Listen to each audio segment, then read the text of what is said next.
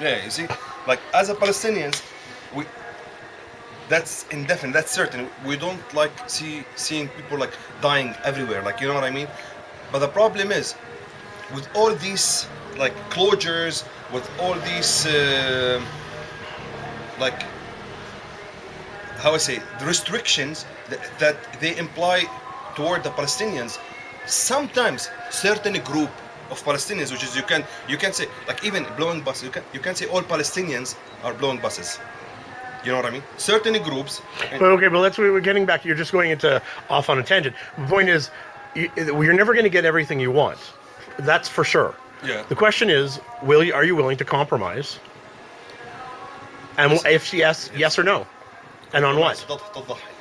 Yeah. For me, listen. I'll tell you one thing. Me, I don't mind living side by side, but at the same time, you want me to live with you and stuff like that. No problem. Let's be equal. Okay. Don't let my kids. They don't have nothing in their life, and you have everything. You're imposing and you're forcing me to accept your rules. No. You know what? If we are talking, and me and you right now, we're talking about the same level. But if you're coming from a higher authority, listen, you have to talk to me. Believe it or not, sometimes you think, you know what? No. Yeah, but there's certain things on both sides. There are certain red lines, right? There's certain things you're not going to give up. I'm not going to sacrifice. I'm not going to give you my son to kill, Yes. and you're not going to give me your child to kill. That's red line, 100%. right? So one of the red lines, as I said before, is the right of return. No Israelis will agree to it. So then what do you do? Right of reminder, man. It's really the problem is I can't speak in behalf of the Palestinians. Me, maybe I'll accept to stay in Bethlehem because I was born and raised in Bethlehem. But you see where there's a problem there. You You, know? see where there's a problem. Do you understand why there's a problem there? I do understand Okay. because it's All I it's- wanted to Yeah, hear. yeah. Okay. It's not me that I can call and I speak in behalf of all the Palestinians. Of course not. You know, But this so is- in leader, so let's go back to a leader. Can a leader compromise? That's if you're saying a leader can't, in a sense, what I heard, a leader can't compromise Yeah. on the right of return, then you're screwed. There's nothing you can do, right? But the problem is, At least for that's why- generations. That's why a lot of people they call Abu Mazen as like a traitor. now. Yeah, yeah, exactly. You know what I mean? And he's in a position that okay, first of all, they signed the Oslo agreement as we said, and it's 67, and now he's just following the steps of the Oslo, and everyone now is calling him like a traitor because he's like, okay, you know what? He's giving the right of return. 48 is no longer for us. He hasn't done it yet, but Yes, okay, yeah, but yeah. technically, No, yes, I know what you mean. He's on the no, process he's to in the it. process of doing Yes. it, you know. But people think, oh, this guy's a traitor. He's willing to give the 48, and it's not his. That's the problem. In this situation, I think a leader should be really careful in dealing with such a very sensitive matter. Exactly. So then, okay, good. That's the point I wanted to get to. So, can the leader then say, look, on behalf of every Palestinian, I have to make a decision. That's why you elected me, even though he technically hasn't been elected in 6 years. Yeah. Exactly. Or does he not have that right? And no leader will ever have that right. In this situation. In this situation, it's Specific. Really, I'm being it's specific, really, I know. Really critical. It's really hard. Yeah. It's like a sword of two edges. It's a very sharp edges.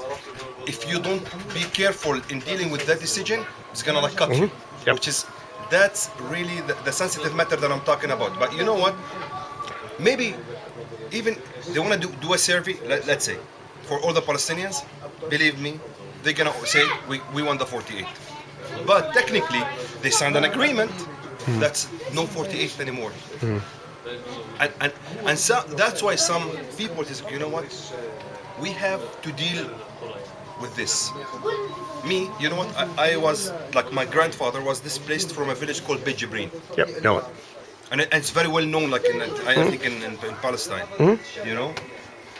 And you know what? Like, listen, we live in this box now, a small place, and sometimes you think, you know, am I willing to give this? And I visited twice when I was young, and it's really amazing. It's beautiful, you know, like view, nature, and stuff like that.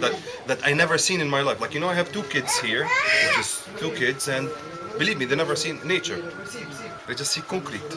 But you could take them outside to see nature. Yeah, you take them, but listen, it's not mine. Do you see Bethlehem? A lot of nature. Do you think? Yeah, but you can go outside Bethlehem and see nature. I mean, Yeah, no. You're right. You're right. Let's say if I don't have the money to take them, what should I do? okay, that's a whole other thing. But You know okay, what I mean? It's. Listen, you can't. You know what? in Canada, for example, you go to the park, a huge, amazing, beautiful park. You go there, walk, like you live in peace. You have a peace of mind that you have. In here, sometimes that peace of mind even you're missing. Yep. That's 48 minutes. Very, very. But okay. So what I'm saying is you are linking all that to Beit Jabrin to 1948, whereas you could have. Wait, hold on. You could exactly. You could have in 1948 decided, like my grandparents decided, who were thrown out of Ukraine and Russia. Yeah. This happened. You could have decided, screw it. I don't like the Ukraine and Russia. Screw them. I hate them. I'm going to make my own life, and they became semi-wealthy. You could decide you weren't going to live in this camp. You're going to go live somewhere else.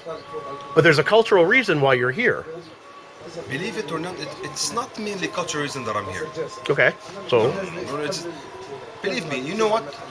Lots of people here, I guarantee you, most of the young generation now, which is between like maybe 18 to 27, if they get the opportunity to leave, like to America, Canada, Europe, like let's say, they wouldn't be here. Not even leave. I'm not even talking that. I'm saying take the rest of Area C, develop it into Warabi, like a more nice. Give Israel has to pay compensation for if we have an agreement for the refugees, and people have a place to live with parks and normal life finally. But we need normal life. Believe me. So the question is, can we find a compromise where that can happen? Or does it have to be you have to go back to Beit Jabrin and that's it, and there's nothing else? I agree with you. Okay. Let's say. Okay. I agree with you, okay? Whatever you say, I can agree with it. I could live with it. I could live with no. You know, for me, 2 states is impossible. 1 state maybe is possible. Okay. 1 state that we could move freely. I could go, like now, I want to take my kids, I want to go to the Mediterranean. I want to go to Tel Arabia or something, or go to Jaffa and stuff like that. Let's go. 1 state. 2 states with lots of checkpoints and stuff like that. Like geographically, it doesn't fit. It doesn't make sense because it's blended with each other. Like it's 1 state, and you know, that's the problem. If I agree, millions won't agree. That's what I'm telling you. So then, when you have the problem with the leader, that's again, who can decide on behalf of the Palestinians? Man, I have no idea. It's especially with this one, I don't think any leader. That's why I'm going for the hard one. Yes, exactly. Anyone could make that decision because I'm telling you, he would be condemned, or like he would be criticized and probably assassinated. Yes. Yeah. I don't know. Mahmoud Abbas has been like doing a lot of crazy stuff, but so far it hasn't been killed. Yeah. You know, but I'm telling you, you know, the problem is it's a very sensitive matter. It's not easy. It's not easy just to make such a decision. You know what I mean? Like it's sensitive. 48, given land that you don't own. He doesn't own it. I know he's a leader, but he doesn't own the land. The problem, even lots of people disagree. Listen, I'm gonna go back a little bit to Oslo. That's the problem is. Lots of people disagree with Oslo. That's what I'm telling you. Lots of people would disagree for him to give up, or like 48. Okay. You know? That's the problem.